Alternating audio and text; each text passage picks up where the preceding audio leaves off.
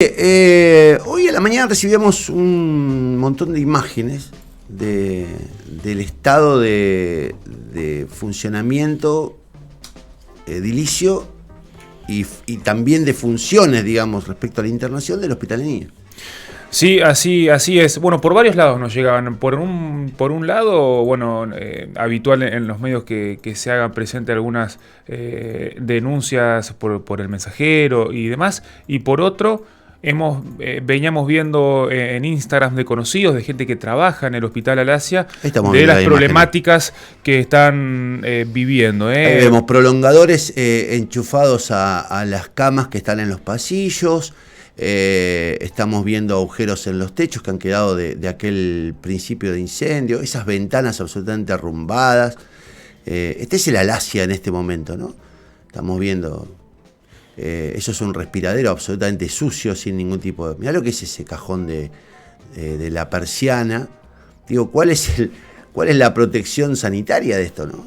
Sí, y viendo todas estas cuestiones, también se le suman, bueno, a las condiciones laborales de los enfermeros, de los médicos que trabajan ahí, y lo que hace a la atención de salud, a la cantidad de pacientes que ingresan por día, y dato no menor, antes del invierno. Entonces, antes del invierno y con una casi epidemia de bronquiolitis, ¿no? Exactamente, entonces si esto sucede ahora con estas temperaturas y demás, bueno, se están preveyendo temperaturas muy bajas para las próximas semanas y bueno, cuestiones edilicias que... La pregunta es ¿por qué? Porque digo, debió haberse invertido. Está en línea Silvana Ridruejo, que es médica pediatra del Hospital de Niños Orlando Alasia, y que está dispuesta a conversar con nosotros sobre estas denuncias y esta situación. Doctora Ridruejo, buen día. Buenos días, Connie, a usted y a toda la audiencia, y agradecida por el espacio que nos brinda. ¿Agradecida por qué? Porque presumo que, digamos, no creo que les caiga simpático a los directivos del hospital y a los funcionarios de salud que usted hagan público esto. Y lo más probable es porque si llegamos a esa situación es por años, muchos años y muchas gestiones, y más allá de los partidos políticos y quienes están en los cargos, que venimos viviendo esa situación, porque todo esto, o sea, se llega a todo esto porque nadie nos da una respuesta, claramente, pero la respuesta que nosotros hasta acá llegamos es porque no podemos seguir sosteniendo lo insostenible. No podemos seguir sosteniendo que un niño que requiere una atención donde el derecho del niño es el derecho a la salud y el acceso a la salud, acceda de esta manera. Un niño que necesita internarse porque tiene una patología, llámese en este caso bronquiolitis o dificultad respiratoria, uno lo tenga que colocar en una camilla, en un pasillo, con un tubo de oxígeno, con un techo que está húmedo, con una gotera que hay al costado. Muchas veces también nos ha pasado de tener que chicos que están internados, despertarlos, sacarlo de la cuna porque se llueve, el techo, correrlo a esa mamá. Y me podría ir por las ramas, pero quiero organizarme bien en cuanto a lo que queremos contarle a la sociedad para que sepa lo que estamos viviendo en este momento. Ahora, Silvana, estamos en una situación como la que estamos, pero además venimos de una situación como la que tuvimos, que fue la pandemia. Digo, después de la pandemia y con la función que cumplió en ese momento el hospital, no hubo ningún tipo de inversión, no hubo reparación, no hubo, digamos, el hospital, digamos, ¿cómo fue que cayó en semejante nivel de abandono? Por falta de gestión, definitivamente. O sea, la pandemia en cuanto a la población pediátrica no fue tan impactante, ¿no? Tan impactante como lo fue con la medicina de adultos, pero en su momento, si se llegó a la medida extrema de prohibir absolutamente todo, fue para que no desbordara el sistema. Bueno, nuestro sistema de salud pediátrico, previo a la pandemia, ya estaba desbordado. Esta situación de internar chicos en los pasillos y todo lo demás, ya la veníamos viviendo antes de la pandemia. A eso es lo que vamos, porque ya nos cansamos de pelear contra un sistema que no nos da respuesta, pero hoy nos damos abasto. Y quiero aclarar esto, o sea, no es solamente la patología respiratoria propia de esta época del año, que como bien dijo el colega periodista, todavía ni siquiera llegó el frío, estamos en otoño.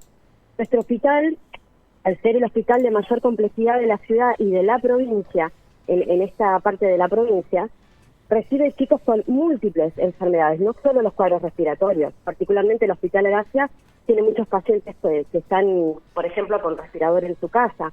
pacientes que requieren diálisis, pacientes oncológicos, pacientes que requieren patología quirúrgica. Entonces, en este momento, la guardia tiene la patología respiratoria, y yo le doy un ejemplo. En la guardia central, donde yo me desempeño mi trabajo, tenemos una sala de internación con 21 camas. 21 camas con 2 baños, que también podrían ver la foto de los baños, las condiciones en las que están. Son 21 camas para 21 pacientes con 21 adultos. Tenés en una habitación 42 personas. Y la mayoría son niños, llanto, entonces nadie tiene una internación adecuada, descanso y todo lo demás. En esa sala con 21 pacientes se llegan a tener 30 pacientes. Y en esa sala, cuando se desborda y no hay lugar, se pasa al pasillo. Y el pasillo, cuando no hay lugar, se pasa a un consultorio.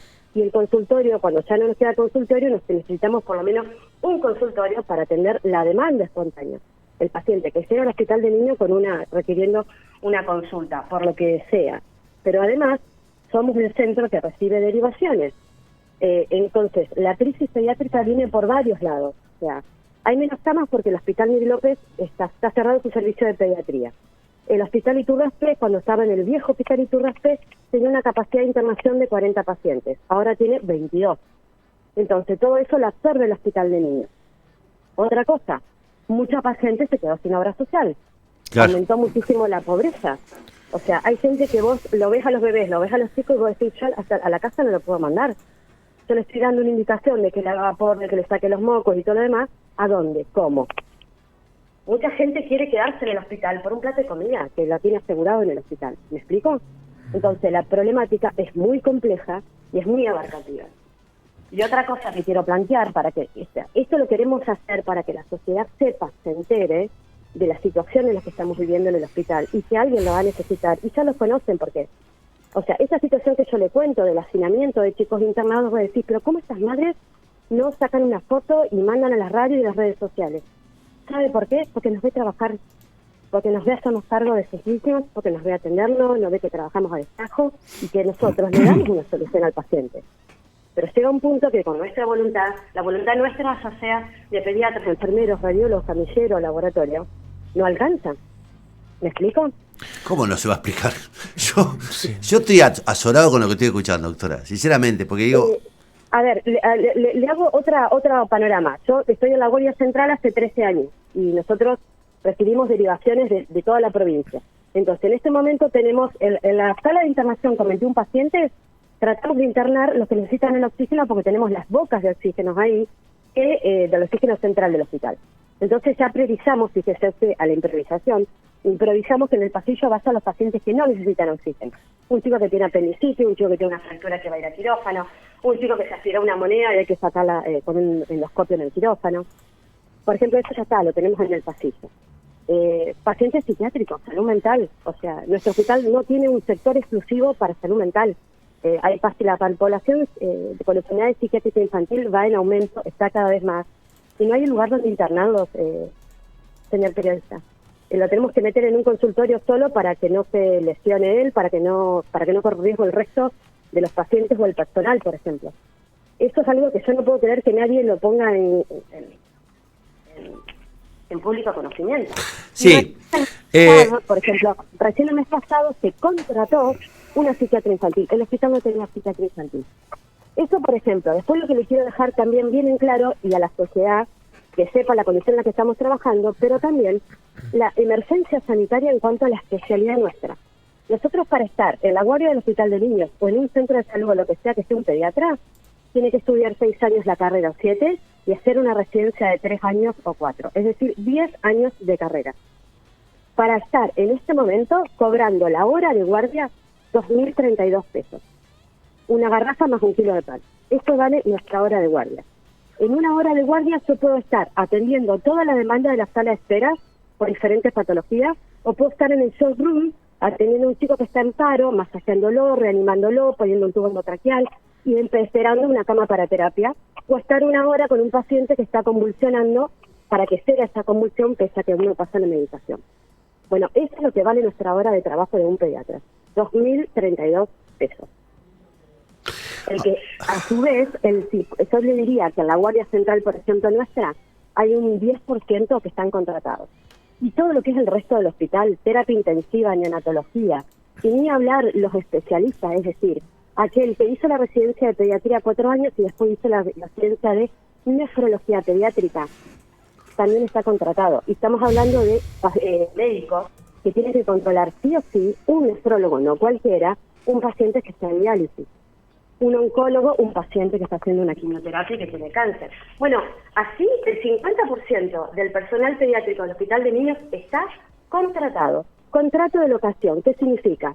Que da lo mismo que vos tengas 12 años de formación y de carrera y que tengas a tu cargo pacientes críticos, que el señor que lleva el agua al hospital, el agua mineral.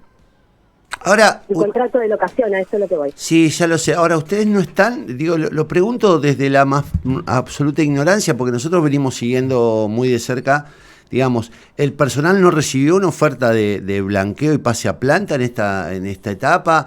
¿Se incorporó personal? Que es la otra pregunta, porque curiosamente es lo que uno viene recibiendo es la información de que se están siendo médicos, se están abandonando médicos, no solo la LACE, sino el resto de los hospitales. Sí, ya han abandonado. Hemos tenido cierto staff de médicos que evidentemente han ido, o sea, porque ¿qué me voy a quedar en el hospital si tengo un contrato de locación? No tengo nada en blanco. Lo que hubo este tiempo, desde el arreglo de la paritaria hasta ahora, fue el pase a planta, pero de interinos. Nada, o sea, una resolución, sale un nombre, entra otro, que a su vez se ha demorado, porque hay muchos que llevaban muchos años contratados, pero no se han creado cargos nuevos. Y a su vez, a ver, se crean cargos nuevos, supóngase. Nosotros deberíamos cobrar, por eso trabajamos de lunes a viernes, todos los días del año, un adicional de guardia activa por trabajar un feriado, lo que sea, tampoco lo estamos cobrando. Pero acá lo más grave es que no hay cargos para los médicos pediatras. Entonces los médicos pediatras no van a ir a trabajar al hospital un domingo a hacer una guardia en estas condiciones que yo les estoy contando, por 2.032 pesos la hora, a cobrar en 60 días o en 90 días. Y en algunos casos contrafactura. Sí, pues todos son contrafactura. Entonces, en este momento, el Hospital de Niños Alasia, el centro donde se deriva toda la mayor complejidad de la provincia, no tiene médicos pediatras los días domingos. ¿Cómo se llega a esto? Bueno, se llega a esto por malas gestiones de años. Da igual el partido político, pero acá no hay gestión. Y es algo que se viene dando a nivel nacional. No es una excusa los médicos se van del país. Esa no es ninguna excusa. Valora lo que tenés y pagale un sueldo como la gente. Y tampoco queremos entrar en la misma bolsa que, sin desmerecer cualquier empleado público. Yo le acabo de nombrar todos los problemas que nosotros tenemos. A mí no me quedan preguntas para hacer, doctora, porque usted acaba de describir todos los problemas que tienen, pero además pinta un panorama que yo no entiendo cómo no ha sido recepcionado por el secretario de Salud o por la propia ministra. Digo, no entiendo además por qué los sindicatos, y en este caso hablo de los sindicatos básicamente estatales de ATE y UPCN, que podrían también acompañar, digamos, al reclamo que sigue siendo débil de AMRA y de CIPROS, porque son organizaciones menores respecto al resto de los sindicatos. Digo, ¿cómo no hay una reacción de protección frente a la LACE, que es, digámoslo con claridad, es el refugio final de nuestra infancia, ¿no? Es la red de contención. Y que tiene un prestigio. Sí. Un prestigio justamente porque la gente nos ve trabajar y a su vez porque tenemos las herramientas dentro de todo el panorama que yo le acabo de contar. Tenemos las herramientas y los médicos especialistas para resolverlo. Por ejemplo, en mi madrugada anterior recibimos un paciente de Reconquista que se había aspirado un girasol, entró a quirófano, se lo sacó por una endoscopía respiratoria a la médica que estaba de guardia pasiva. Bueno, esta médica no tiene cargo. Y a las 2 de la mañana vino al quirófano del Hospital de Niños a sacar ese girasol del paciente que vino de Reconquista. ¿Me explico? Eso es algo totalmente naturalizado, pero es terrorífico lo que yo le estoy contando. Estamos hablando de profesionales que están cobrando 2.032 pesos la hora, que no están en blanco. Y así todos si estuvieran en blanco, le vuelvo a repetir, 2.032 pesos la hora. No, es un delirio. Es un delirio. Es un delirio porque, o sea, yo no quiero que esto se focalice solamente en el salario nuestro, sino en lo que le estamos brindando a la población y a la sociedad. Estamos mostrando goteras, estamos mostrando pasillos con camisas y estamos mostrando los prolongadores con el riesgo que implica eso para la salud de todos, no solamente de los chicos, de los padres, de los médicos. En época de dengue, que ahora han disminuido los casos, hemos tenido chicos internados con dengue y tenemos mosquitos dentro del hospital. Y no teníamos repelente para ponernos nosotros, por ejemplo, el personal de salud. Sí había para los pacientes con dengue, que es a lo que hay que ponerle, pero estás atendiendo y te estás matando los mosquitos dentro del consultorio, en época de dengue. Así que no es solamente la gotera. ¿Me explico? Yo no sé, Guille, ¿te queda alguna pregunta por hacer? No, y queda claro que no solamente es salarial el reclamo, porque de hecho fue lo último que nombró, y todo lo anterior fue en cuestiones que hacen a la buena atención de un lugar que siempre fue de prestigio, que debería seguir siéndolo, pero no solamente la atención, sino que debería ser prestigio trabajar en el hospital de niños, debería ser un lugar donde enorgullecerse, y uno dice... Acá nos van llegando mensajes, dice, sí. ¿Hay internado en los pasillos? ¿Hay internado en los pasillos? A ver si tengo que corroborar. ¿Hay internado en los pasillos? Sí, hay internado en los pasillos de la Guardia Central, porque la mayoría de los servicios a su vez también se adaptó. Antes había 2 pacientes por habitación, ahora hay 3 y ya quedó establecido que hay 3. Todos los años, cuando viene el invierno, ¿qué se hace? Se suspenden las cirugías para no ocupar esas camas con pacientes de cirugía y sí con pacientes que necesitan oxígeno. Que tampoco es justo para esos pacientes que se les suspende una cirugía y que tienen que esperar muchísimo tiempo para volver a tener su cirugía. ¿Me explico? ¿Cómo no se va a explicar? O sea, falta inversión, o sea, en el hospital. A ver, están haciendo la Guardia Central nueva y oncología, pero eso va a llevar tiempo y lo estamos haciendo ahora, y ese proyecto está hace 20 años dando vueltas. 20 años. ¿Me explico? Doctora, a mí no me queda más que agradecerle por el coraje, porque digo, no son días fáciles para hablar, no sé cuál es su situación, usted debe ser, me imagino, médica de planta. Yo soy médica de planta hace 10 años, pero estuve 4 años contratada. Bueno, no importa, digo, también hay que tener coraje. Pero también esa es otra realidad. 4 años contratada, que son 4 años más que yo voy a tener que trabajar para jubilarme. Y nos jubilamos como todos, a los 65 años los hombres, a los 60 las mujeres, trabajando así, invierno a invierno. Y una más me queda, porque yo estoy revisando acá las redes y demás, y hace minutos habló con los medios la ministra Sonia Martorano y dice que ante la emergencia pediátrica, dice en la práctica es aumentar el número de camas y sumar horas extras al personal sanitario. ¿Esto es una respuesta? ¿Es un parche? ¿Cómo te cae a vos que estás nombrando todo esto y en otro medio está hablando la ministra? Es una falta de respeto, porque sumarnos horas extra es más agotamiento al que ya tenemos. Trabajar en estas condiciones.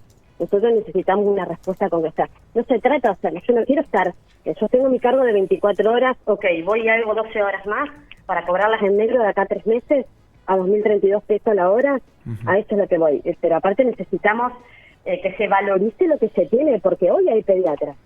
Las residencias no se están cubriendo, de acá a 10 años no va a haber pediatras, los que se jubilan, y no hay nuevos, no hay renovación. ¿Y qué significa que no haya pediatra? Que una mamá va a ir a un centro de salud, va a ir al hospital y no va a encontrar pediatra, no lo va a resolver la inteligencia artificial ni no va a resolver una aplicación en un teléfono. ¿Me explico? Sí. ¿Por qué no hay pediatras? Porque estas son las condiciones en las que se les ofrece un pediatra. Que esté 10 años para formarse, para cobrar 2.032 pesos la hora, en negro, en blanco, más, menos, da igual. Pero no es una respuesta para nada, porque lo que se hace habitualmente todos los años en el hospital es, se suspenden las cirugías, se amplía la cantidad de camas de terapia de 12 a 19, pero esas 19 son porque se restan 6 camas en internación. Y por ejemplo, en este momento hay 8 pacientes que se podrían ir a su casa en condiciones de internado, porque tienen un respirador conectado permanentemente, pero no tienen una casa habitable, no tienen luz, no tienen conexión, ni preparación y todo lo demás. Hay mucha problemática por donde lo mire. ¿Sabe qué? Ya se lo dije muchas veces a un montón de médicos, pero ¿sabe lo que más bronca me da? Que fueron ustedes los que hace apenas 2 años fueron tratados como héroes por lo que hicieron por todos nosotros. Y resulta tan insultante que sean ustedes los que anden mendigando por condiciones laborales. Digo, no se puede creer que los médicos de Santa Fe, los enfermeros de Santa Fe estén mendigando condiciones laborales, estén denunciando casi en la oscuridad las condiciones en las que están edilicias, el abandono. Porque ustedes deberían haber recibido una premiación definitiva, porque lo que pasó en la pandemia, aunque usted no diga que no fue tan importante lo de la Alasia, digo, toda la salud pública respondió de una manera que evitó la muerte de lo que pudo haber sido el doble de la población de la que murió. Y digo, acá se nos quitaron todos los derechos, a trabajar fuimos a trabajar todos. Todos fuimos a trabajar. más allá de que la población pediátrica no haya estado tan afectada.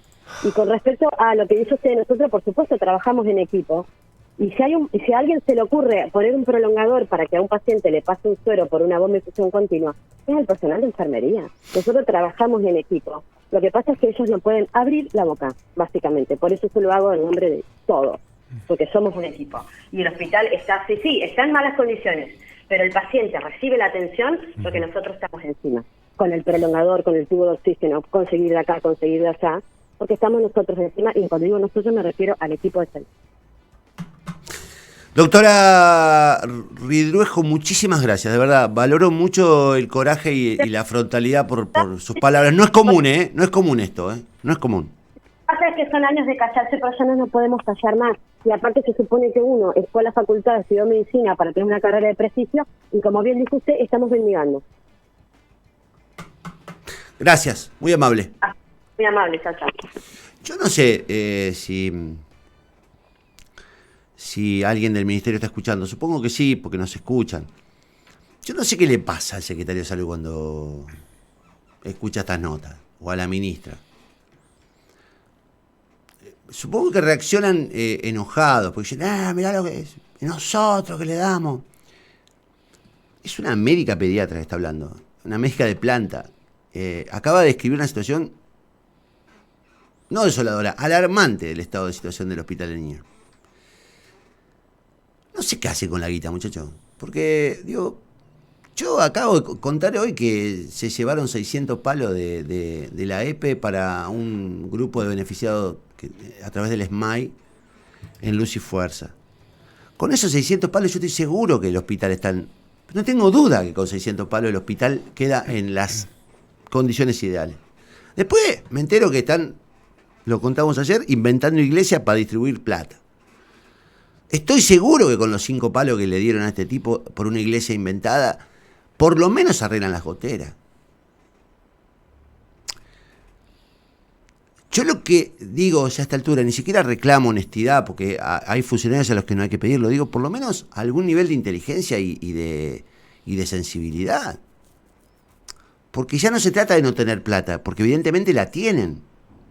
Porque si no, no se entiende por qué le regalan 600 a Luis Fuerza, le regalan 5 palos a un tipo que no existe o que existe en otro lugar, y el hospital está abandonado. Y me digan, bueno, son ministerios distintos. Bueno, me importa 3 pelotas. Digo, ¿qué les pasa cuando acaba de hablar una médica? No lo dije, no lo dijo Guille, no lo dije yo, lo dice una médica que está a cargo de las guardias pediátricas. Acaba de describir la situación. ¿Qué le pasa por la cabeza a la ministra, al secretario de Salud, a los funcionarios? De verdad es tan doloroso, porque además lo que queda en evidencia es que lo que no hay es gestión. Que ni siquiera les preocupa la gestión, ni siquiera mueven un dedo para hacerlo. Hoy en Rosario estalló un escándalo por la escuela 392, que es una escuela de 700 alumnos que está desapareciendo, que la tiraron abajo, sacaron a los alumnos, no le dieron lugar. La obra se puede demorar, pero la obra está prácticamente paralizada, y lo que dicen los docentes es que abandonaron la obra, como casi el 80% de la obra pública de Santa Fe. ¿Por qué? Porque están guardando la guita para la campaña. Mirá la cantidad de publicidad. Entrá a cualquier página web de Santa Fe hoy. De Santa Fe digo desde Santa Fe. Puede ser una página española, puede ser una página rosarina, puede ser una página santafesina, puede ser Twitter. Aparecen todos los banners, Omar, la gente, el boleto. Digo, loco, lo que están gastando en publicidad y abandonan los hospitales y las escuelas. ¿Cuál es la lógica? ¿Por qué crees que vas a tener más votos pautando publicidad que haciendo hospitales, arreglando hospitales y arreglando escuelas? ¿Por qué no pensás que es al revés? Que la gente te va a respetar y te va a querer si ve que terminaste la escuela, que arreglás el hospital, que le mejorás las condiciones laborales al médico, al enfermero, al empleado público, al docente, al policía. ¿Qué clase de lógica siguen? ¿Cuál es la ganancia además de la económica? Digo, estos subsidios que vimos ayer, que expresan claramente cómo están juntándola con pala en todos los ámbitos de la... Pero al menos, ¿pueden no llevársela toda, muchachos? ¿Pueden disponer de guita para arreglar el Alasia? ¿Pueden antes de irse a arreglarle al Asia o es mucho pedir?